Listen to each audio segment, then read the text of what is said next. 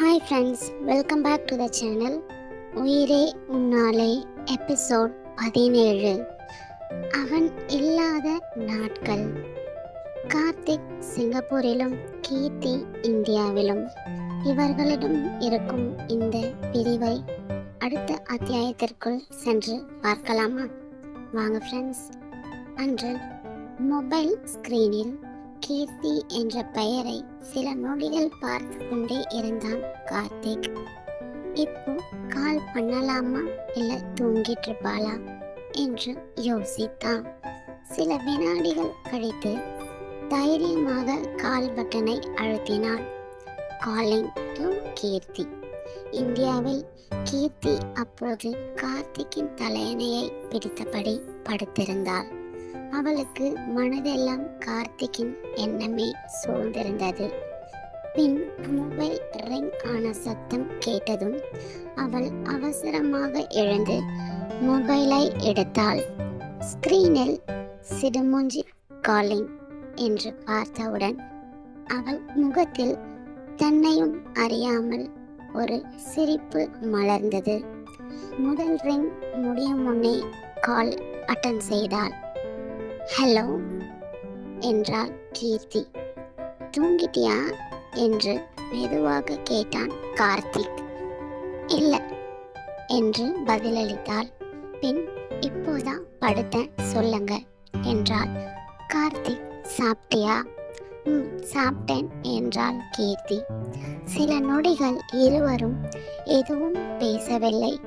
அமைதி மட்டுமே சூழ்ந்திருந்தது. இருவருக்கும் பேச நிறையாக இருக்கிறது.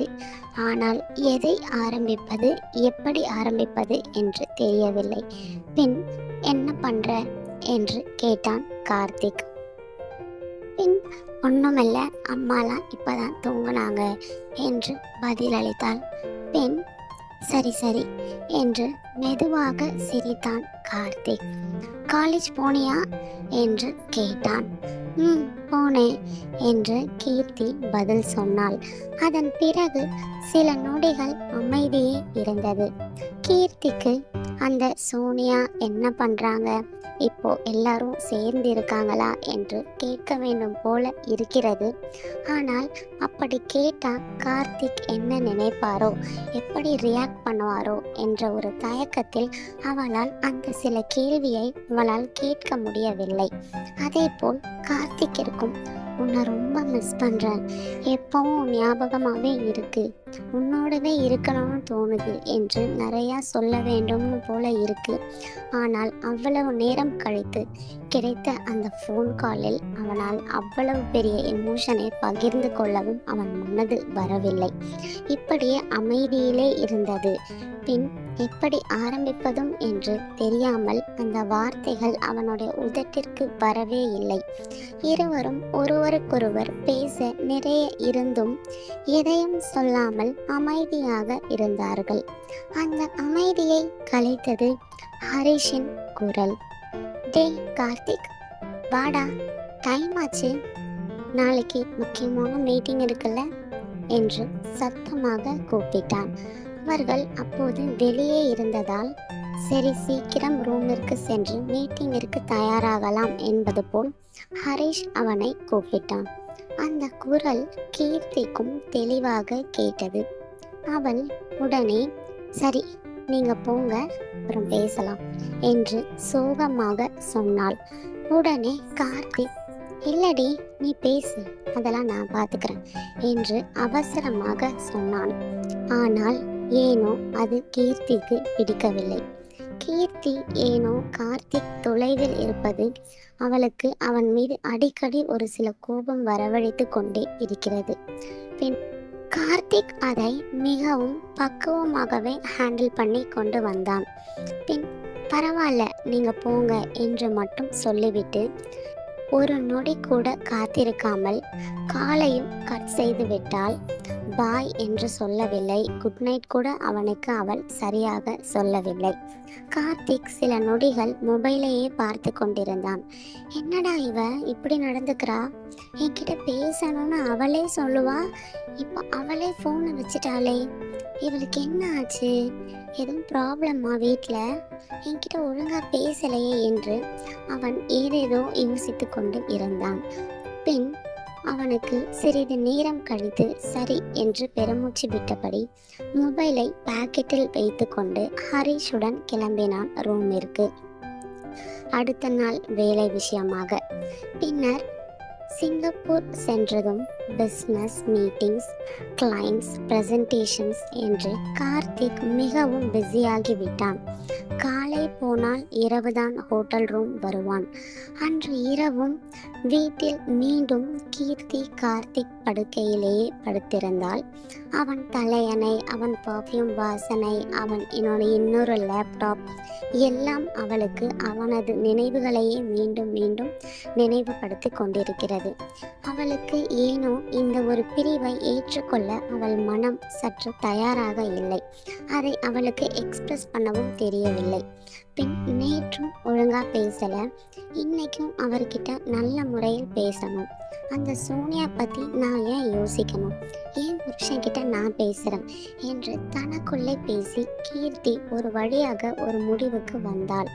இதற்கப்புறம் கார்த்திக்கிடம் எந்த ஒரு விஷயத்திற்கும் கோபப்படக்கூடாது என்ற ஒரு முடிவில்.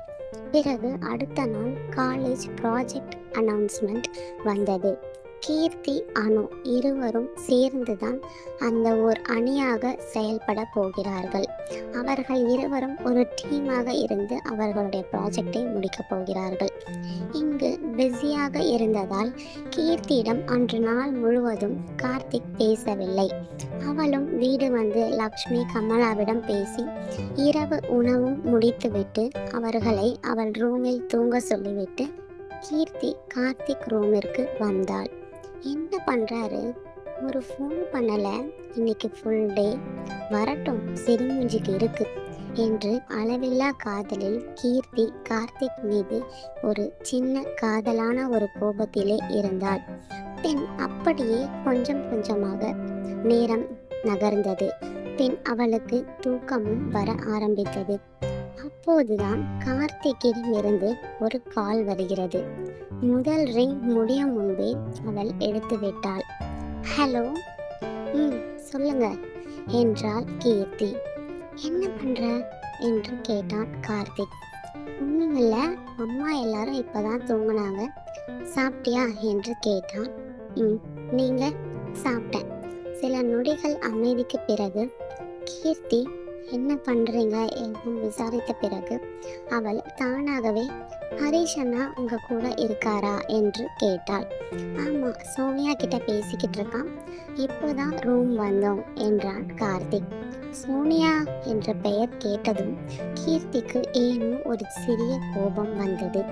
அதே நேரத்தில் அங்கிருந்து சோனியா, கார்த்திக் நான் வெளியே போகிறேன், நீ வரலையா என்று கேட்டாள். அதை கேட்ட கீர்த்தி உடனே யார் அது, என்ன சொல்றாங்க, ஏதோ ஒரு புதிய வாய்ஸ் கேட்குது எனக்கு என்று கார்த்திக்கிடம் மாற்றி மாற்றி கேள்வி கேட்டுக்கொண்டே இருந்தாள்.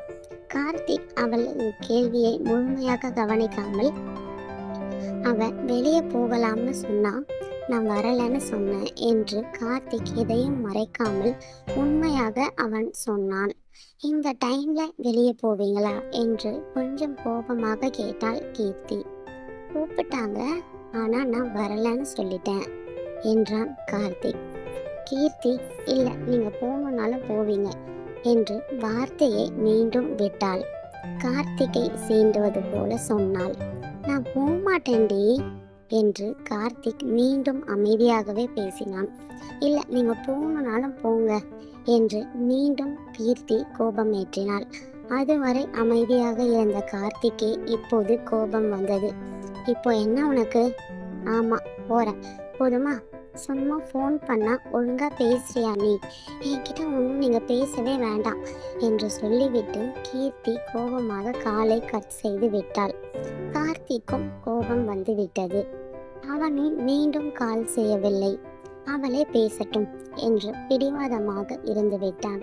இங்கே கீர்த்தி அவரே கால் பண்ணட்டும் என்று மொபைலை பார்த்து கொண்டே இருந்தாள். இருவருக்கும் பெரிய மனமில்லாமல். அங்கே கார்த்திக்கும் அதே நிலைமைதான். இருவரும் போனை பார்த்து கொண்டே இருந்தார்கள். கீர்த்திக்கு லேசாக கண்ணீரும் வர ஆரம்பித்தது. ஏன் இப்படி கத்தினாரு என்று நினைத்து அழுதாள். அங்கே கார்த்திக்கும் கோபம் இருந்தாலும் தேவையில்லாம கத்திட்டனோ என்று மனதுக்குள் ஒரு வருத்தம். அவ நான் இல்லாம வேற இருக்காளே, இப்ப இப்படி வேற என்று நினைத்து வருந்துகிறான். ஆனால் ஈகோ இருவரையும் அமைதியாக இருக்க வைத்தது. அப்படியே பேசாமலேயே இருவரும் ஒருவருக்கொருவர் அவர் பண்ணட்டும் அவ பேசட்டும் என்று அவர்கள் தனிமையிலே இருந்தார்கள். பின் ஒருவரை ஒருவர் நினைத்து கொண்டே இருவரும் அன்றைய இரவை கடத்தினார்கள். அடுத்த நாள் முந்தைய நாள் நடந்த சண்டையால் இருவரும் பேசவில்லை. காலை எழுந்தவுடன் கீர்த்தி போனை எடுத்தாள். குட் மார்னிங் என்று டைப் செய்தாள். பிறகு வேண்டாம் அவரே பேசட்டும் என்று நினைத்து டெலீட் செய்து விட்டாள். அதே நேரம் சிங்கப்பூரில் கார்த்திக்கும் தூக்கம் சரியாக இல்லை. எழுந்தவுடன் முதல் வேலையாக மொபைலை தான் பார்த்தான். பின் கீர்த்தியிடமிருந்து மெசேஜ் ஏதாவது வந்திருக்குமா என்று. ஆனால் அவளிடமிருந்து எதுவும் வரவில்லை. சரி அவளே பேசட்டும் என்று இவனும் தன் ஈகோவால் சொல்லிக்கொண்டு போனை கீழே வைத்துவிட்டு அடுத்த வேலைக்கு சென்று விட்டான். ஆனால் இரண்டு பேராலும் வேலைகளில் முழு கவனம் செலுத்த முடியவில்லை. பின் அன்று மாலை மீட்டிங் முடிந்து ஹரிஷுடன் காஃபி குடித்து கொண்டிருந்தான் கஃபேவில் கார்த்திக். என்னடா மச்சி 2 நாளா போனே பார்த்துட்டு இருக்க, ஒன்னும் இல்லடா என்று சமாளித்தான்.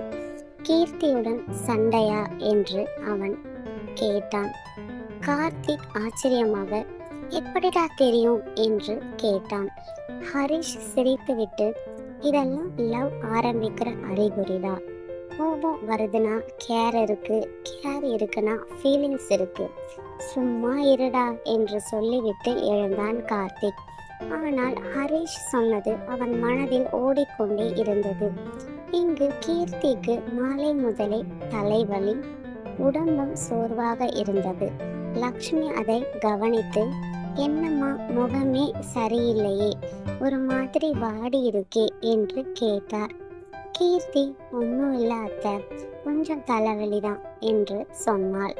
பின் டெம்பரேச்சர் பார்த்ததும் ஐயோ காய்ச்சல் இருக்குடா என்றார் லக்ஷ்மி. உடனே மருந்து கொடுத்து படுக்கவும் வைத்தார். கார்த்திக்கு ஃபோன் பண்ணலாமா என்று கீர்த்தியிடம் கேட்டார். வேணாமத்த என்று அவசரமாக சொன்னார் கீர்த்தி. அவருக்கு வேலை இருக்கும். ஆனால் லக்ஷ்மி அமைதியாக கார்த்திக்கு மெசேஜ் அனுப்பி வைத்தார். இப்படி கீர்த்திக்கு கொஞ்சம் ஃபீவர்டா என்று. அன்று மீட்டிங் முடிந்து ரூமுக்கு வந்த கார்த்திக் அந்த மெசேஜை பார்த்தவுடன் அவன் முகமே மாறி போனது. அதே நேரத்தில் சோனியா, கார்த்திக் எல்லாரும் வெளியே போறோம், நீயும் வா என்று கூப்பிட்டாள். நீங்க போங்க, எனக்கு கொஞ்சம் வேலை இருக்கு என்று சொல்லிவிட்டு ரூமுக்கு சென்று விட்டான் கார்த்திக். ஹரிஷ் இதை பார்த்து சிரித்து விட்டான். யாருக்கோ ஃபீவர் வந்திருக்கு போலையே என்று மனதிற்குள் நினைத்து கொண்டான். ரூமுக்கு வந்தவுடன் கார்த்திக் உடனே கீர்த்திக்கு கால் செய்தான். முதல் ரிங் அவள் எடுக்கவில்லை. 2வது ரிங், பின் 3வது ரிங்கிற்கும் அவள் எடுக்கவில்லை. கார்த்திக்கின் மனம் பதறியது. 4வது முறை கால் செய்தான். அப்போது மெதுவாக கால் அட்டன் செய்தார் கீர்த்தி. ஹலோ என்று அவள் குரலை சோர்வாக இருந்தது. கீர்த்தி என்னாச்சு, ஃபீவரா என்று கேட்டான். என்று மட்டும் சொன்னாள் கீர்த்தி. மெடிசின் போட்டியா? என்று மட்டும் சொன்னாள் திரும்பவும். பின் கார்த்திக் டாக்டரை பாத்தியா என்று கேட்டான். அத்தை டேப்லெட் கொடுத்தாங்க என்று சொன்னாள் கீர்த்தி. சாப்பிட்டியா? இல்லை. ஏன் எனக்கு பசிக்கல என்றாள். அதை கேட்டதும் கார்த்திக்கிற்கு கோபம் வந்தது. பசிக்கலனா சாப்பிடாம இருப்பியா? கொஞ்சமாவது சாப்பிடு. டேப்லெட் போட்டுட்டு சாப்பிடாம இருந்தா எப்படி என்று அவன் சற்று அதட்டினான். அதற்குள் இருந்த அந்த அக்கறையும் கீர்த்திக்கு புரிந்தது. அவன் திட்டினாலும் அதிலும் ஒரு அக்கறை இருந்தது. அவளுக்கே தெரியாமல் சின்ன சிரிப்பும் வந்தது. பின் சிரிக்கிறியா என்று கேட்டான் கார்த்திக். இல்ல என்றாள் கீர்த்தி. பொய் சொல்லாத, கொஞ்சம் கேவிடி நீ என்று சொல்லி சிரித்தான். இருவரும் சில நொடிகள் அமைதியாக இருந்தார்கள்.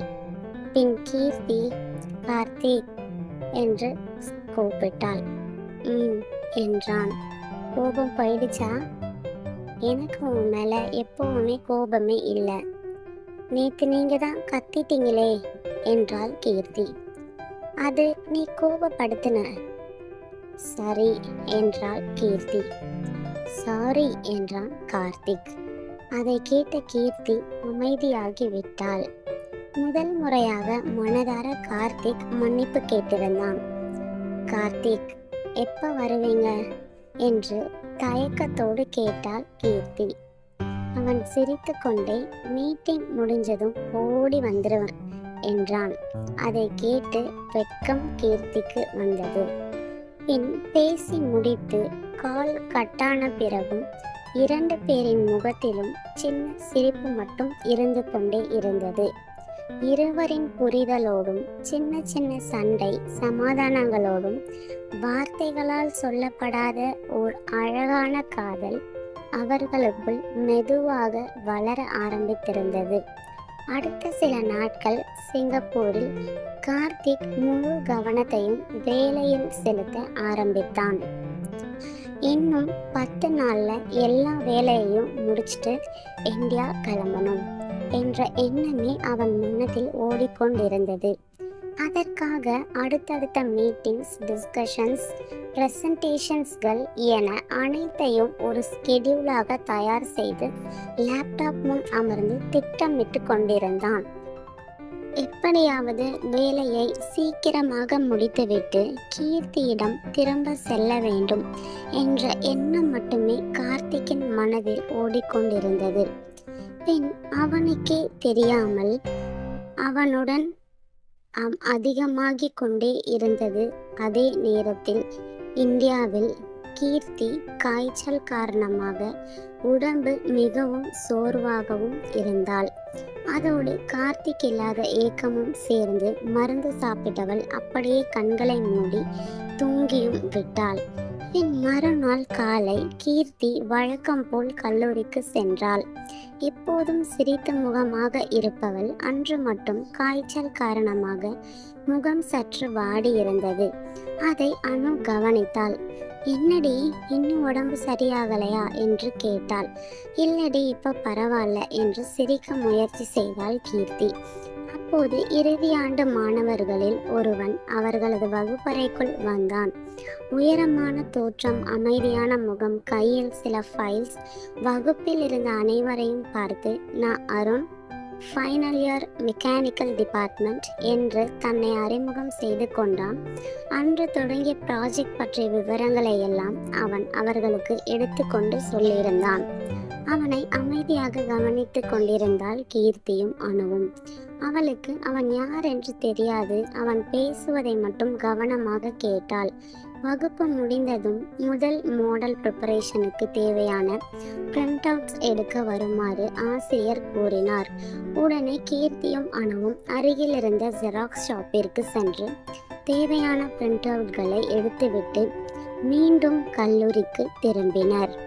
அன்று அவர்களுக்கு மிகவும் ஒரு முக்கியமான நாளாக தான் இருந்தது. ப்ராஜெக்டுக்காக கூட்டம் அதிகமாக இருந்ததால் அவசரத்தில் கீர்த்தியின் முக்கியமான ஒரு மாடல் பிரிண்ட் அவுட் அங்கேயே தவறி விட்டு வந்துவிட்டாள். அது அவளுக்கு தெரியவும் இல்லை. சப்மிஷன் செய்யும் நேரம் ஃபைல்ஸை எடுத்து பார்த்த அனு திடீரென்று அதிர்ச்சி அடைந்தாள். கீர்த்தி, இது முக்கியமான மாடல் பிரிண்ட் அவுட் காணோண்டி. கீர்த்தியும் பதறி என்னடி சொல்ற என்று கேட்டாள். ஆமாண்டி, நான் ஜெராக்ஸ் ஷாப்ல பார்த்தனே அனு என்று கீர்த்தி சொன்னாள். பின் அனு கீர்த்தியின் முகம் வாடிவிட்டது. டைம் வேற ஆகிடுச்சே, இப்போ என்னடி பண்றது என்று அனு கவலையுடன் கேட்டாள். வா, முதல்ல அங்க போய் நம்ம பார்ப்போம் என்று இருவரும் வேகமாக நடக்க ஆரம்பித்தனர். அப்போது எதிரே இருந்து அருண் வந்து கொண்டிருந்தான். அவர்களை பார்த்ததும் கீர்த்தி என்று அவன் அழைத்தான். கீர்த்திக்கு சற்று ஒன்றுமே புரியவில்லை. யாரு என்று திரும்பி பார்த்த தோன்றியது. ஆனால் ஒரு பக்கம் பிரிண்ட் அவுட்டை தேட வேண்டும் என்ற ஒரு வேகமும் இருந்தது. இருவரும் அதை கேட்டு நின்றனர். அனு மெதுவாக, யாரடி இவரு? காலையில கிளாஸ்க்கு வந்த சீனியர் தானே, உனக்கு முன்னாடியே தெரியுமா? உன் பேர் சொல்றாரே என்று கேட்டாள். கீர்த்தி குழப்பத்துடன், எனக்கே தெரியலடி, ஆனா என் பேரை சொல்லி கூப்பிடுறாரே என்றாள். அருண் அருகில் வந்து கையில் இருந்த பிரிண்ட் அவுட்டை நீட்டினான். இது உங்க பிரிண்ட் அவுட்னு நினைக்கிறேன் என்று அதை பார்த்ததும் கீர்த்தியின் முகம் மலர்ந்தது. ஆமா, இதுதான் என்று மகிழ்ச்சியுடன் வாங்கி கொண்டாள். அனுவும் சிரித்தபடி, ரொம்ப தேங்க்ஸ் ப்ரோ, இதை தான் தேடிக்கிட்டு இருந்தோம் என்றாள். அருண் சிறிய புன்னகையுடன் அந்த பிரிண்ட் அவுட்டை நேராக கீர்த்தியின் கையில் கொடுத்தான். பரவாயில்ல என்று மட்டும் சொல்லிவிட்டு நின்றான். தேங்க்யூ என்று கீர்த்தியும் அவனுக்கு சொன்னாள். பின் கீர்த்தி புன்னகையுடன் சொல்லிவிட்டு இருவரும் விரைவாக சென்று ப்ராஜெக்டை சப்மிட் செய்துவிட்டு மாலை கல்லூரி முடிந்து அனாவுடன் நடந்து கொண்டிருந்த கீர்த்தியை மீண்டும் கீர்த்தி என்று அழைத்தான் அருண். இருவரும் திரும்பி பார்த்தனர். அருண் சிரித்தபடி, ஒண்ணுமில்ல, உங்க பேர் ரொம்ப அழகா இருக்கு, அதான் சொல்லணும்னு தோணுச்சு என்றான். அந்த வார்த்தை கீர்த்திக்கு சுத்தமாக பிடிக்கவில்லை. ஆனால் அவன் கொஞ்ச நேரத்திற்கு முன் உதவி செய்திருந்ததால் எதுவும் சொல்லாமல் மரியாதைக்காக மட்டும் அவனுக்கு சிரிப்பை மட்டும் பதிலாக அளித்தாள். பின் அந்த சிறிய புன்னகையோடு அங்கிருந்து நடந்தாள் கீர்த்தி. அருணும் அவர்களையே பார்த்து கொண்டே நின்றான். அங்கிருந்து கொஞ்ச தூரம் சென்றதும் அனு சிரித்தபடி, என்னடி காரிடார் முழுக்க கேட்குற மாதிரி உன் பேர் அழகா இருக்குன்னு சொல்லிட்டு இருக்காரு என்று கிண்டலாக கேட்டாள். கீர்த்தி முகத்தை சுளித்தபடி, அதான் எனக்கும் பிடிக்கலடி, ஆனா இப்போதான் ஹெல்ப் பண்ணாரு, அதனால எதுவும் சொல்ல முடியல என்றாள் கீர்த்தி. பின் சரி விடு என்று அனு சொன்னாள். சில நொடிகள் கழித்து, சரி கார்த்திக் எப்போ ரிட்டர்ன் வராரு என்று கேட்டாள் அனு. கீர்த்தியின் முகம் உடனே மாறியது. 15 நாள் சொல்லிட்டு போனாரு, இப்பவே 5 நாள் ஆகிடுச்சு, இன்னும் 10 நாள் இருக்கும்னு நினைக்கிறேன் என்றாள். அனு உடனே சிரித்தாள். என்னடி, ஹஸ்பண்டை ரொம்ப மிஸ் பண்றியா என்று கேட்டாள். என்னதான் இருந்தாலும் அனுவிற்கு கீர்த்தியின் ஒவ்வொரு நடவடிக்கையும் தெரியும் அல்லவா? அனு கண் சிமிட்டியபடி கேட்டாள். கீர்த்தியும் வெட்கத்துடன் சிரித்தபடி, என்ன இல்லையா என்றாள். சரி விடு, வருவாரு, கவலைப்படாத என்று அனு அவளை சமாதானப்படுத்தினாள். சரிடி என்று சொல்லியே கீர்த்தி அனுவின் கையை இறுக்கமாக பிடித்து கொண்டு இருவரும் சிரித்தபடி கேண்டீனை நோக்கி நடந்தனர். பின் சிங்கப்பூரில் கார்த்திக், இந்தியாவில் கீர்த்தி. தூரம் அதிகமாக காதலும் ஆழமாகிக் கொண்டே போகிறது இவர்களுக்கு நடுவில். ஆனால் அந்த நேரத்தில் கீர்த்தியின் வாழ்க்கையில் வரும் அந்த புதிய நபர் அருண். யார் இவர்? இவர் கீர்த்தியின் வாழ்க்கையில் எந்த அளவுக்கு உரிமையாக போகிறார்?